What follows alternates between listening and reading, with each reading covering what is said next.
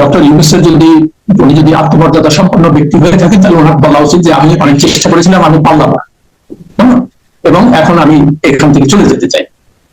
কিন্তু ওই যে ইংরেজিতে বলে ট্র্যাপিংস অফ অফিস, বুঝলেন, এই যে এসএসএফ, মার্সিডিজ গাড়ি, তারপরে যমুনা, হ্যাঁ, এগুলো কেন জানি না, মানে এগুলোর আকর্ষণ কি একেবারেই মানে মানুষ কোনোভাবে রেজিস্ট করতে পারে না নাকি।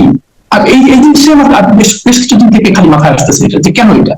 আর একটা কথা বলি, এই যে মন্ত্রীদের মানে মন্ত্রী পাড়ায় বাড়ি নেওয়া, এটা নিয়ে একজন উপদেষ্টা কিছুদিন আগে আমাকে ফোন করে খুব আক্ষেপ করলেন যে আপনি আমার উপর অবিচার করেছেন, তার কারণে আমি তো গুলশানে থাকি, তো সেই কারণে আমার মন্ত্রী পাড়ায় আসতে হয়েছে, তার আমার মানে 3 ঘন্টা সময় বেঁচে গেছে, এখন আমি অফিসে।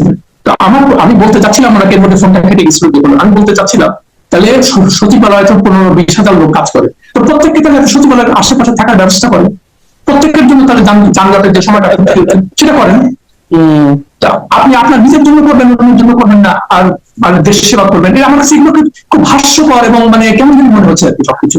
এবং মানে আমার যে ক্ষোভের জায়গাটা আর কি, আমরা তো মাসুদ আপনি নিজেও জানেন, আপনি নিজে অনেকদিন থেকে এই অ্যাক্টিভিজম করছেন, আমি নিজেকে অ্যাক্টিভিস্ট করি না, কিন্তু আমি চেষ্টা করি এগুলোকে মানে দেশের অন্যায় অবিচার গুলোকে সামনে তুলে ধরা, তো সেগুলো তো হচ্ছে না।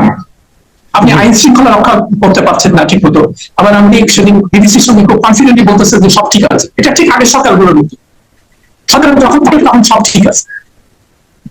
এই জিনিসগুলো আমি খুব মানে অনেক ধন্যবাদ, অনেক ধন্যবাদ জনাব আশরাফ মাহমুদ।